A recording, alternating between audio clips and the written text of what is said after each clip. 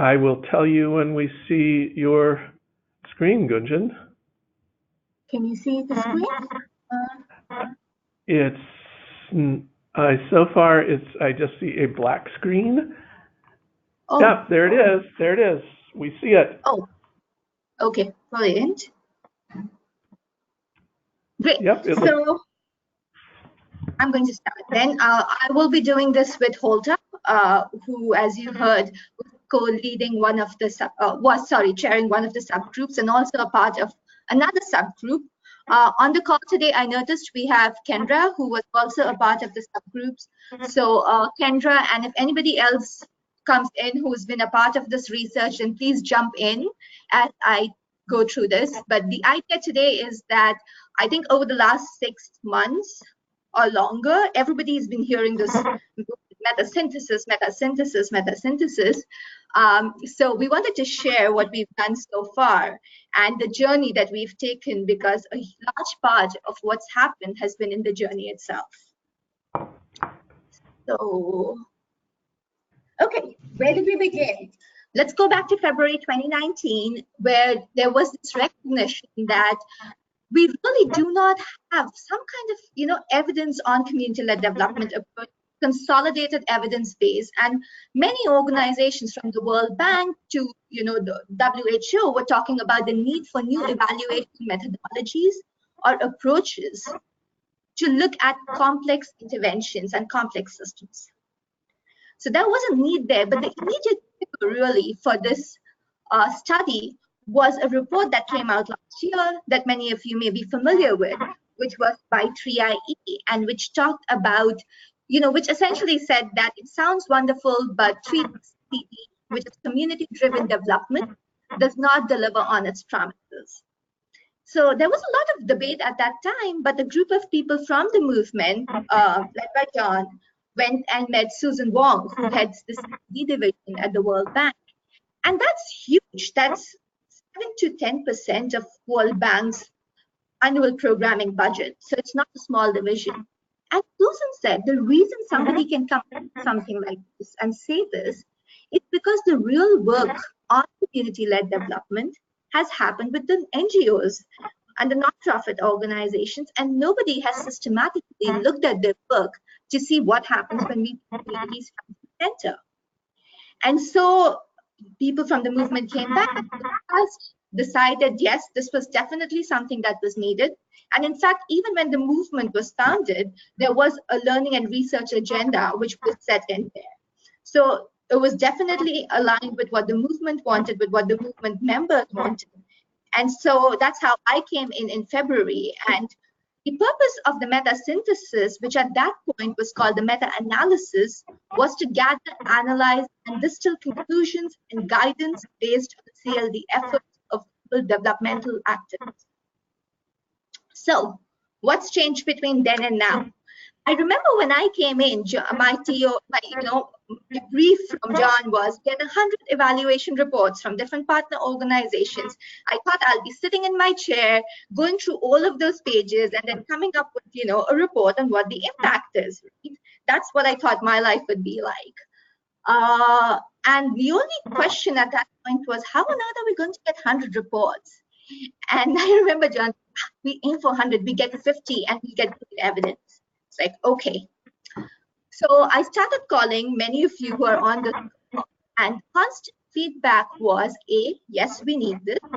B, we'll share our evaluation reports. We got over 400 evaluation reports from people. Talk about the 100. And the fact that these evaluation reports will really not tell us anything, because very often we are not able to capture the impact of community-led development in the doc frames, fixed formats that we follow in our evaluation reports. And so we changed our approach. In this true spirit of community-led development, listening to the community, our own community of practice, we moved to this approach where it became, we expanded the study agenda, and I'll get to the study questions in just a second, but we expanded our study agenda to reflect the concerns of what our partners within the movement were saying. And then we made this into a multi-phase collaborative exercise. So instead of me sitting and peacefully reading the reports, It was a whole group of us, including Holta and Kendra, who are on the call today, who sat together and have been working on this for the last few months. So the study questions that we started out with were what you see in gray here. Where does CLD work and in what context? Because as all of us know, context is the key. It's very different in a humanitarian situation from, say, setting where it's a low-income country with, say, poor developmental indicators that's stable. So context being the key there. And then do we see the theorized impact of CLD on developmental indicators and key aspirational goals like sustainability, self-reliance, gender equality, and governance? Those are what we started off with. But based on inputs, we expanded it to add 2 more questions. So why, if we don't see the evidence of impact, why is that happening? Is it because we expect too much of CLD, so it's a case of theory failure? Is it that we are not doing CLD properly, so it's an implementation issue? Or is it that we're just not able to capture it because of our methodological limitations? And how do we adapt existing evaluation methods to co-create a framework that measures the impact of CLD? Now, in addition to these 2 things, we went through the process of trying to see what methodology should we follow? How do we get to these answers? And another thing that came up, because for us, this has been an emergent design really, that came up was that knowing where it worked is not enough. It is important to understand how CLD works in different contexts. Why does it lead to greater social cohesion in some, and in others it actually leads to maybe even a reduction or lack temporarily? What's going on? And that's the perspective that the synthesis brings in. And that's another question that we added. How are we going to answer that? We'll get to in a bit. So these were our study questions. What did we have to work with? We had 35 people from 23 partner organizations who committed to spend time. And it wasn't 1 hour or 2 hours overall. These people have been, all of us have been working on this week after week, putting in hours to get this research going. So it was definite commitment to the cause. The 35 people were split up into 3 subgroups, impact and evaluation. And I'll just talk about that in a second.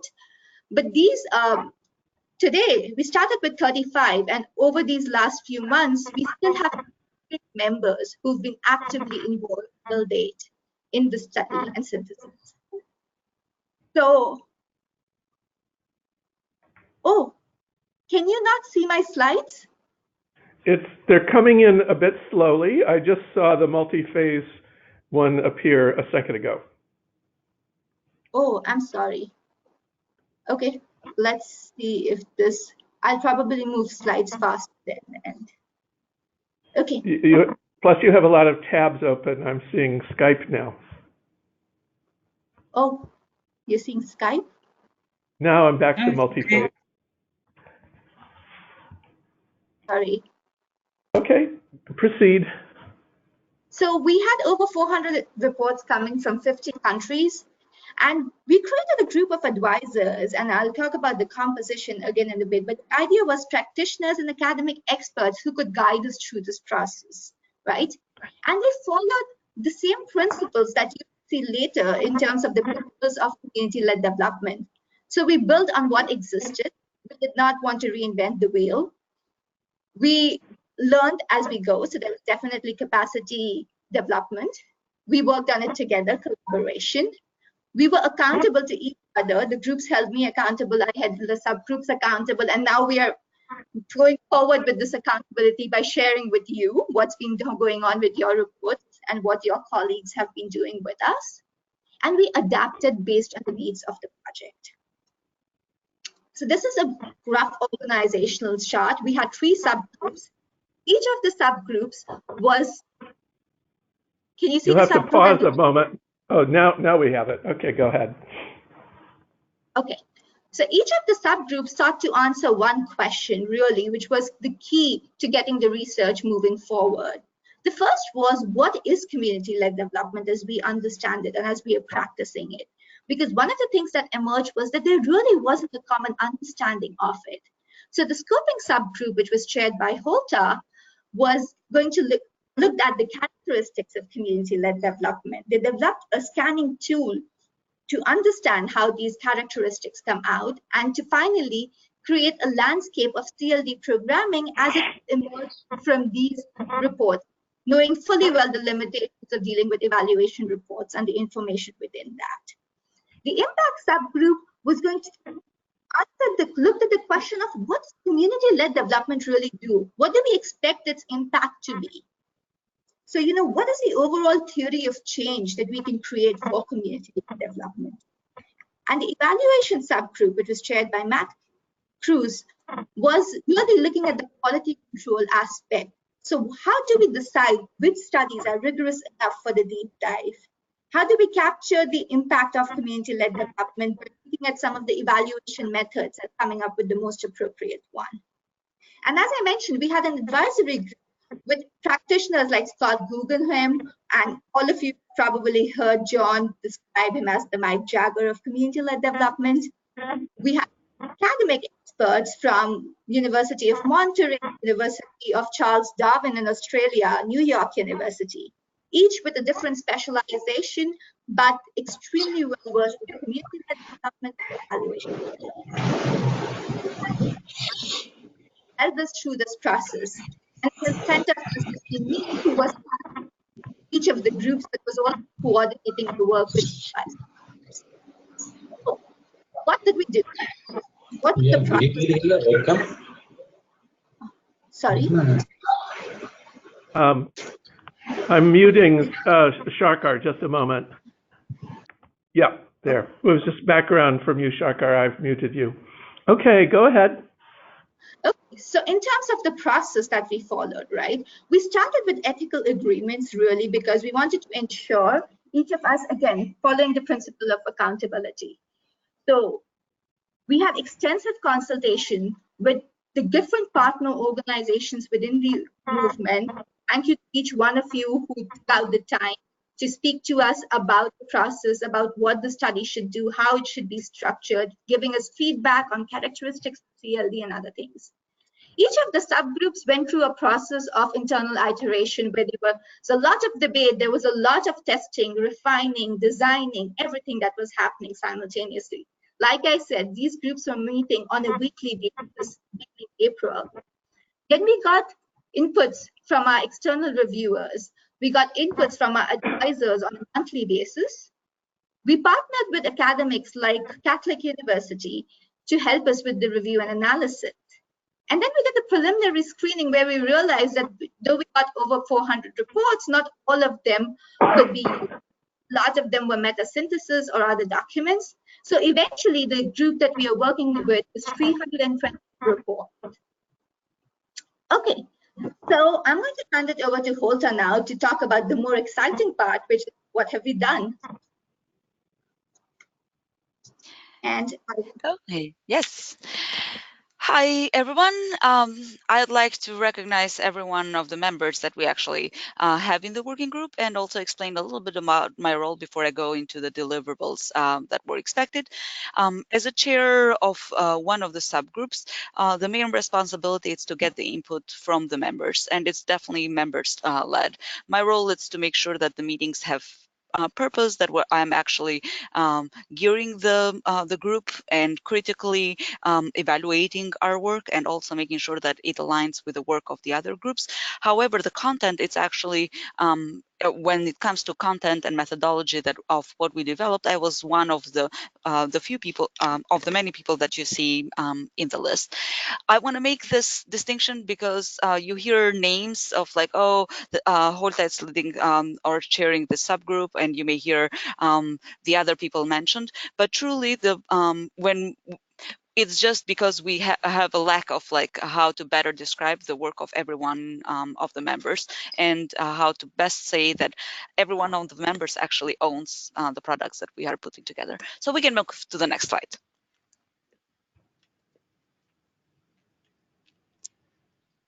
Gunjan, yes, can you move to the next slide, please?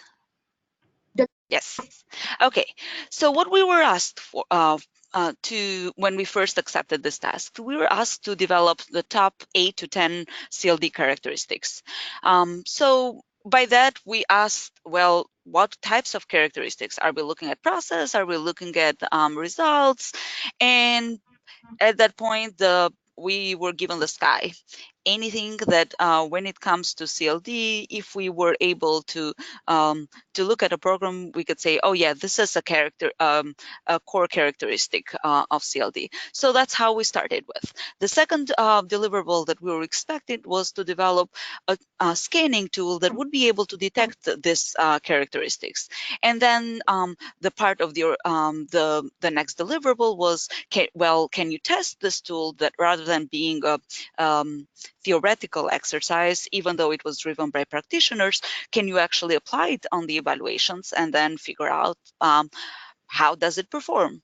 And then lastly, since we apply it on the evaluations, can we put together and can we present cohesively to everyone a map or a landscape of where this characteristic landed in the sample that we had, fully knowing that this does not encompass everyone's work, and knowing that there are certain things that we all have to bear in mind in terms of interpretation. Let's move to the next slide.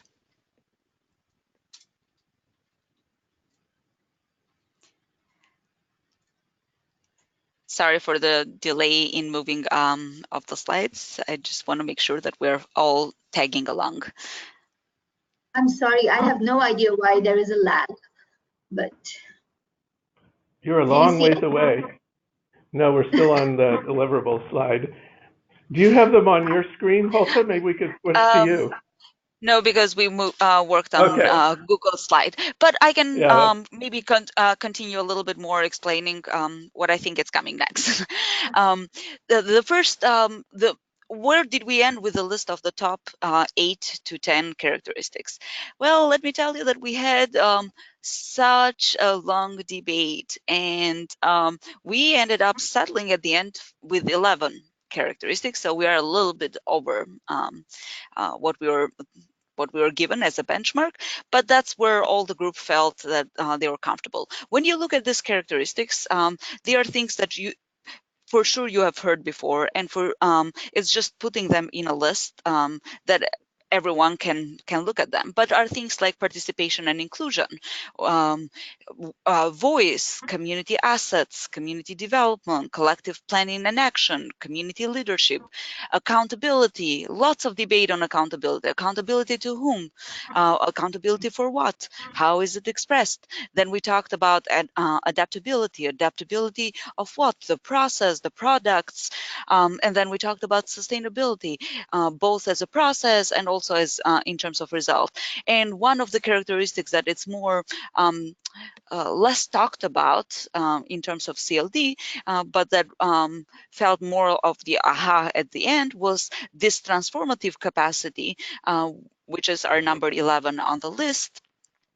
Which talks about how people, when we would recognize that the process and a product and a result is community-led development, when we see a transforming of the mindset from clientelism and dependency to strengths and vision for both the communities as well as those agencies that are involved in the process, being that an implementing agency like an NGO or a local government or other actors. So these are the characteristics, and we will be distributing them and the definition that we worked on. There is a lot of wordsmithing that still can happen, so your input would be much appreciated. And we can move to the next slide. Okay, I'm already on the next slide. Give it, I think, another 30 seconds. Okay, then I can talk about what's coming, what I think is coming next. What we worked on, this is about the deliverable number 1. It's agreeing on the characteristics that we think represent both a process and a product when it comes to CLD. Then we had to develop the scanning tool. The scanning tool, in terms of context, we wanted to both capture the presence of CLD characteristics, but also recognize that the presence, doesn't have to be fully. There could be a variation or level of how it's represented. It can go from light to fully. So we wanted a tool that actually can capture both present and also put it on a spectrum in terms of a level.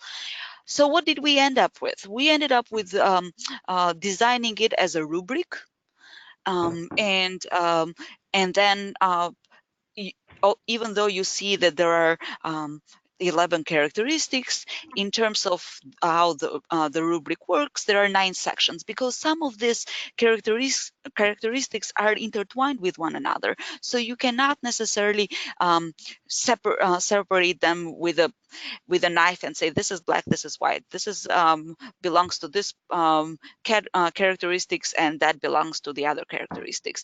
So you will see that the example that we have used in the tool that we'll show you in 2 slides, I think, it's about you'll see a combination of participation, inclusion, and voice as one category, and define a range of how this category, participation, inclusion, and voice, manifests itself in a true CLD program.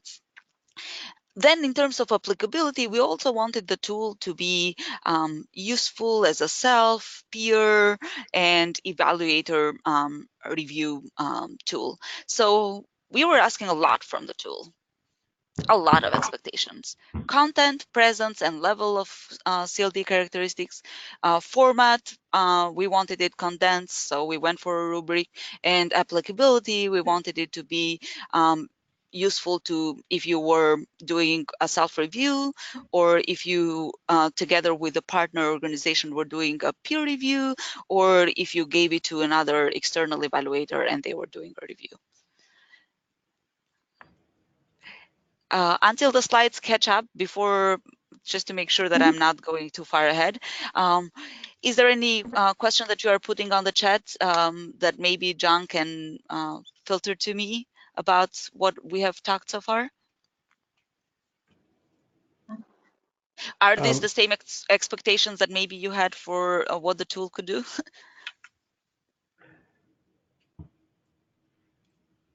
Yeah, there's been nothing has come in on the chat so far. Right. John, can you see if you can share the tool? Maybe it'll be faster. I've shared the slide deck with you. Okay, great. So yes, I will take over showing them. Just hang on. Once you should click the stop sharing button on your side, and then I will seize control. Okay, there we go. And people, meeting organizer, make presenter, click. Thank you all for tolerating our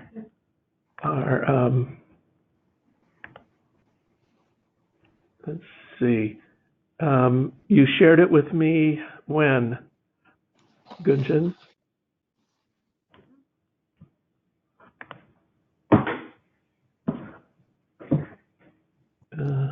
I don't. This morning, John.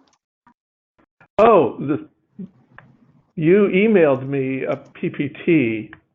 You didn't share the Google Deck, but let me find what you did send me.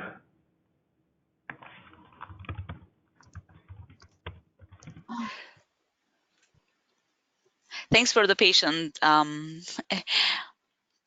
to all of you.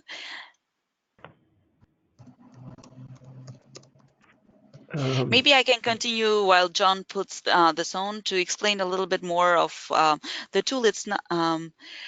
Yeah, I've got Yes. something here, so I will share it. Just a second. And share Chrome tab. Consolata has put a key word here, voluntarism, as a key characteristics from her experience. Consolata, that's a really good point. The list was a lot longer. So there is a lot of compacting where we had to do some negotiation of where can we group characteristics together. I think it's okay. worth... Okay, Holta, we can say that. Yes. Are you seeing the slide? Yes. Consolata, I'll touch on your point as I present. Great. Okay, can you go to the previous one slide just so that I see where I am? Okay, so we had the deliverables. We talked about some of it. The next slide is, if you go, okay, we also one recognition that we need to make is what did we have to work with? What we had to work, it's a variation of evaluation that were submitted from a range of organizations. When I say broad range of organizations, I mean from small scale organizations that normally are ignored when meta evaluations are done or synthesis are done, just because their evaluations are not widely shared on the web or do not make the rounds of academics. And then also evaluations from the more staple brands that you kind of hear nowadays in the industry, the larger organizations. So it encompasses like a range of who submitted the evaluations, which also we are wanting to see of what does that do to the actual evaluations and the kind of programs that they are all doing.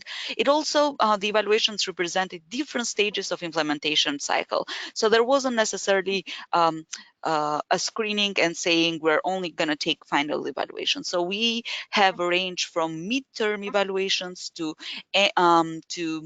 end line evaluations, and I would say a decent number of ex post or post program evaluations. We also, all of this evaluation had applied such a varied methodology. When I say varied methodology, some of the evaluations were purely most significant change. Some evaluations had used outcome harvesting, some outcome mapping. Some evaluations had used mixed methods. So the variety of the spectrum of methodology that was used, it's also there. So our group was, at first, we took, I think the first month that we were together, there was intensive meetings of like, okay, we're looking for characteristics and scanning tools that can accommodate the range of what we have to work with, and what I already said, process and results, and be applicable for a lot of folks. Let's go to the next slides, John. I think I've already gone through that. Yes. So what did we actually end up completing? We have completed 3 out of the 4 tasks that we have on our doc. One is the list of CLD characteristics. We have those, and Consolata and everyone of you will have this list of characteristics. Please go as you review it alongside with the scanning tool and see if a characteristic may not be part of the 10, but you find that it's actually well presented or captured in the scanning tool. And then we can work backwards and forward to refine the list of characteristics, because it's not set in stone. The scanning rubric, we do have a scanning rubric, and we have done the review of 324 evaluations. The actual number, we have reviewed so far 250 unique evaluations, and I'll talk a little bit more about that. We haven't finished the mapping of how within just the evaluation aspect life cycle process in the life cycle, what characteristics are currently present in this in those evaluations that were submitted. Next one. Okay, next one. I'm just gonna scroll through this now. Next one, because apparently I've talked about them, but okay. This is not showing perfectly, so it's a little bit blurry, but essentially maybe when you get the tool, which you'll get at the end of this presentation, emailed to you, I can explain a little bit of like, do not worry about that. It works like this. There is a vertical and a horizontal. At the top in gray, in the gray box with white letters, it says, for example, participation, inclusion, and voice. This is what this section is trying to capture. And as I said, it's kind of hard to detangle them one from another. The blue, on the vertical side where you see the blue text on gray boxes, that's unpacking those concepts in more granular aspects, and where we could, we also placed where in the project life cycle would you expect it? Like, is it something that you expect at an assessment phase? Is it something that you expect at a design phase? Is it something that you expect at an implementation phase, and so on and so forth? On the then if you go horizontally, you have the scoring, the 1, 2, 3, 4. It's more just showing you 3 stages, and you can ignore the don't try, tries, or succeeds. It's more just trying to help our reviewers on how to gauge easily where to place an evaluation. That is not the most important. What I would love your feedback on, it's on actually the explanations that we have put in the in this boxes. What's a 1, what's a 2, what's a 3, and what's a 4, whether they fully capture the concepts that are being unpacked. Okay, John, next one. And I have to hurry, I guess, because we're out of time. Now, when it comes to the evaluations themselves, the scanning tool, it's not meant to be used just for evaluations. The scanning tool, it's the scanning tool of the characteristics of CLD, wherever they find themselves in the project lifecycle. However, what we have to work with is the evaluation. So while we were using the scanning tool, we also needed something else that screens these evaluations. So we had to develop another part, which won't be part of something that we share with you unless you have interest, which is more of trying to understand what program was this evaluation capturing, kind of some context characteristics, like was it a health project, was it an education, does it matter where it was implemented, who was it targeting, men, women, boys, girls, and so on. So that's what we mean program and context characteristics. And then the CLD rubric, which is more on the core of what we were looking for. We had 2 reviewers per each evaluation. So, and one reviewer was a constant reviewer, because we needed a constant person that there are biases both with having like constant reviewers or different people look at it. There are always pros and cons, but we ended up saying that we're going to have one constant reviewer and another reviewer in the process. For some of the evaluations, we have also had 3 reviewers, just to make sure that we can calibrate the scores and that everyone understands CLD the same way. We are going to perform the interreliability analysis to calibrate the scores, but also see if different reviewers, if there are certain parts of the rubric that actually consistently people were rating differently, which shows that it's either an issue of the tool or an issue of yeah, we need to figure that out. And we're in the process of prepping for data analysis and cleaning in the next 2 weeks. There is a lot that we have kept in tab of what are key learnings from the first review, things that we want to change. But this is the open opportunity now that if we get some feedback from your end at this point, when we do another iteration of reviews, probably not on the same evaluations, we will have a more robust tool. There is also an opportunity to involve interested academics and practitioners to give them some of the same evaluations from the same group that we were already reviewing and the tool, and see how they would do it, a complete new set of reviewers. And then lastly, not for everything, not all the 324, but once we overlaid our review with the review of the same evaluations from the evaluation group, which we will talk of their tool, we will land on a place where we would have identified which of these evaluations have robust methodology within the right, and also display good characteristics of CLD that we were able to capture in the evaluation. And for that subset of evaluations, we want to do more of a 2-tier kind of in-depth review, where we ask those organizations to perform a self-review, as well as get some help from academics with that review, because that review won't necessarily be just for evaluation. We would want to open up and see what the program actually did at design. It's almost like process tracing of and building a few case studies that can tell a much richer story on the evaluation than just the evaluations could. Okay, I think I'm done with this, and I'm sorry we took a lot of time. Thank you.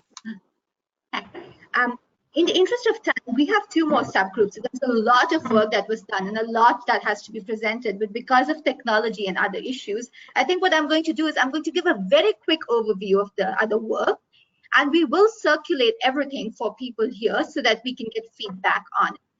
But I'm not going to actually try and show you tools now, especially because my screen is a huge problem, it seems. So this is the impact subgroup, which was essentially looking at what do we expect the impact of CLD to be, and what kind of theory of change can we come up with. It was, you can see on the list, on your screen, the list of members. Can we go to the next slide, John? Okay. Thank you. So the process followed was that the impact subgroup started out with, actually looking at the theories of change as they were in the evaluation report. So they looked at around 100 evaluation reports, the theories of change which were there. But what emerged was that most of them were looking at a very sectoral focused theory of change. So instead of that, then they moved to conducting a survey amongst all movement partner organizations.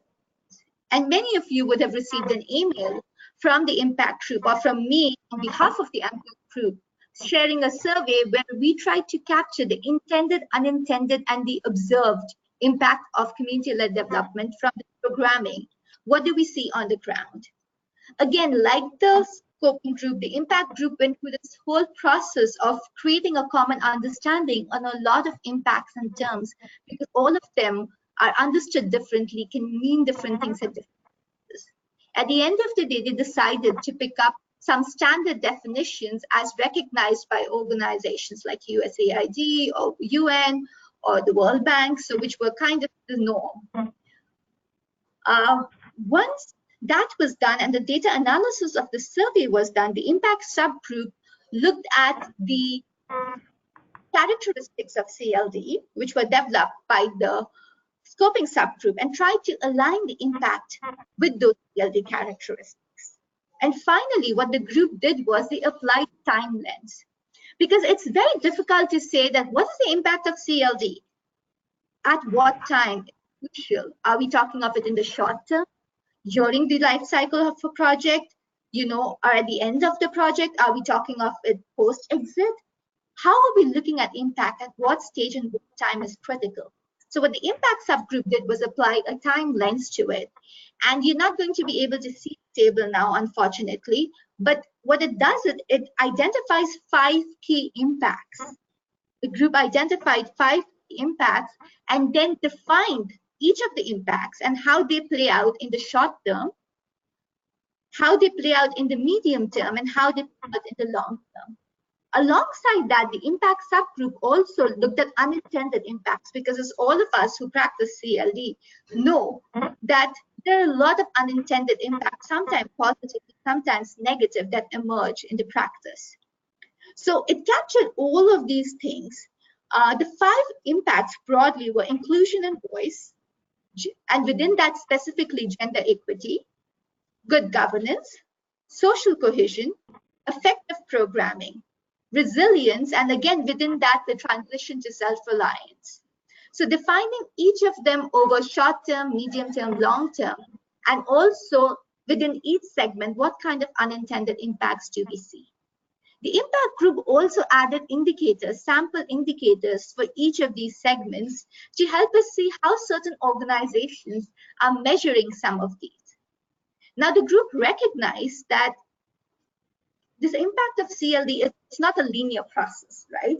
What we see is it's very iterative. There's a lot of back and forth. It's also that all of these things are interrelated. So what the group is now doing is that they are creating a visual representation that shows the iterative and the integrated nature of the impact that we see with community-led development.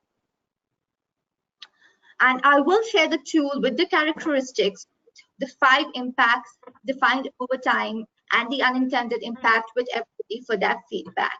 And my apologies to the impact group for not being able to do it here. Kendra, is there anything you want to add before we move to the eval subgroup? I think that was great. Excuse me. No, it was great. Thanks, Gunjan. Great, thanks. So there is no table preview. Holta, do you want to do this in 2 minutes? Now you're much better at 2 minutes than me. All right, so the evaluation subgroup, again, you can see the members here, the chairs here. So you'll also notice that some people were actually in multiple subgroups, and that's the amount of time and effort that went into this. Next slide, please, John. So the lifespan of the evaluation subgroup was since the beginning considered to be way longer than the other two subgroups. And the task for the evaluation subgroup really was to ensure quality control in some ways for the research. So they were responsible for sample selection for the deep dive. So how do we ensure that the studies which we are considering from impact are actually regarded as rigorous, so that when we take the evidence and go out, people don't turn around and say, oh, but that's not a robust evaluation, or that's not a valid method of doing it. So what the evaluation subgroup did was they developed a quality appraisal tool. And again, if we go back to the principles, I started out with saying that we build on what exists. So they identified a tool, an existing tool that USAID has for looking at evaluation, education projects. Now, this was a huge, extensive tool. The evaluation subgroup looked at it. There were two groups within the evaluation subgroup, qualitative and quantitative. And they looked at this tool. They looked at what are the important things that we need for qualitative studies. And then for quantitative reviews, what are the important key questions that are there for ensuring the rigor of the study. Interestingly, both the subgroups felt that it was the same set of questions. Both the groups felt it was the same set of 13 questions. So the final quality appraisal tool, which will again be circulated to you, since I can't show you my screen right now, has 13 questions. Each of these questions has been defined. And then so to quickly give you an example of some of these questions. So for instance, is the evaluation methodology framed in a manner to fully inform readers on the intended scope, purpose, feasibility, and appropriateness, right? And then we define this, that how do you decide whether this is a yes, whether this is a no, whether this is a partial? So how do we go about defining that? So those definitions are very clearly spelled out in the tool. Again, like with the scanning tool and exercise, we have two sets of papers for this. So we did an extensive training, as we did with the scoping tool, with the interns on this. And each of the interns who were working on these studies were allocated a mentor, which was a monitoring and evaluation or a research and learning specialist from one of the partner organizations. We've had 138 studies which have been reviewed using this tool. Once all the reviews are done, the evaluation subgroup will select the sample from this, and that's where we go into the deep dive and overlay it with the scanning work that Holta was talking about. Next, please. So, aspirations and reality. I think some of you may have seen that slide capture in, I think, a presentation I made probably in May, in terms of everything that we expected by October 2019. Clearly, that was too aspirational. Nonetheless, we managed to get a lot of things done. We have a scanning tool. We have a quality appraisal tool. Both of these tools will be used not just for the studies, but they are tools that can be used by partner organizations and by each of us after they've been reviewed and prepped up a little more. We can use them to ensure the rigor of our evaluations. We can use them to see where are we in the journey of CLD. So once they have been extensively reviewed, these tools have a much wider utility and use than just a synthesis here, a meta-synthesis. We have an impact table which will help lead us to the theory of change. But most importantly, what this has been for all of us has been a learning by doing experience, understanding the characteristics, the practice of CLD, questioning things like, oh, why are we using terms like beneficiaries? How is it that 80% of the reports, 90% of the reports actually still use terms like beneficiaries if we're talking of community-led development? In fact, we even had an event on this on October 2. Discovering and talking about new methodologies like realist evaluations, getting people to try and train us in that. And then the visibility, because it's such a collaborative exercise, we have invitations and coming in. John, next slide, please, and then we're done. Okay. So this is where we are presenting. We are at the American Evaluation Association on November 15th. So if you are there, if your team members are there, if anybody from your organization is there, please ask them to be there. We would love to have you. Each of the subgroups will be presenting their work, hopefully without any technological glitches there. Then we've been invited by the Global Partnership for Social Accountability to present our work in DC, which we will be presenting on 20th of November. And there we will specifically be presenting this of the scoping subgroup because that's what they were most interested in. Feedback Labs has invited us to present at the event next year, Collective Impact Forum.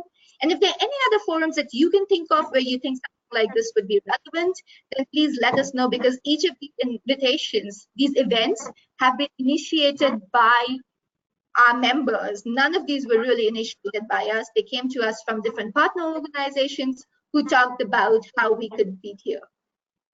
And one more slide, I guess, which is really the, okay, essentially the major reflection has been that there were a lot of differences. There were a lot of things that we needed to iron out that we learned from one another, but there has been a lot of learning. There has been a lot of opportunities, which we are sharing also in terms of how we are going out and presenting our work. We underestimated the time needed and the exercise expanded, but it is meaningful. It is a labor of love and commitment. And for all new members who are interested, we would love to have you join as we move into the next phase of work. So thank you. Okay, thanks, Gunjan. Yay! So I'm going to jump back to my slides here for a moment. So screen sharing. Let's see, let's take a different Chrome tab, shall we? Share, tink. Okay, so I had a few pictures I wanted to show here, and just very quickly. As you heard, we had a terrific Gandhi's 150th birth anniversary event with wonderful speakers and 3 wonderful panels. The whole video of it is on our website. We had a double launch. Rollins, are you on, or do you want to say a word if you are? Guess you're not. So there was a double launch of the movement in Zambia, also on October 2nd. And then and you see signing the banner is the Minister of Community Development and the representative of the foundation funding this work in Zambia, as well as the launch of the first collaborative epicenter project out in the Vubwi village, in the Vubwi district rather, the Chusulo village. And we have the coming events that Gunjan just referred to, and including both the ICPD and COP25 that our Mexico representatives will be attending, and Pascal will be at the FANERPAN meeting coming up in Kigali. And then our next meetings, we're starting now regular monthly Asia calls at 10 a.m. India Standard Times, as well as the global calls at 10 a.m. Eastern Time, the Eastern Standard Time. So you'll all be getting emails about that. We have 2 minutes left before this line gets taken over by anyone else. So if anyone would like to pipe in with a quick advert, otherwise we'll just close the call and say goodbye.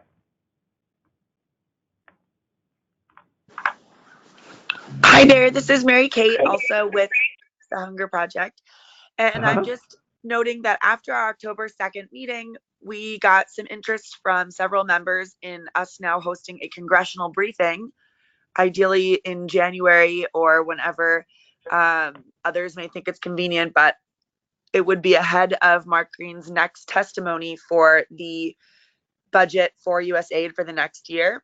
So we would like to do a congressional briefing so that we can brief folks on the verbiage for community-led development for inclusion in legislation and other congressional pushes that go to USAID going forward. So more to come on that, but we'll need help strategizing that event and figuring out what folks in Congress would be able to help co-sponsor that event as well.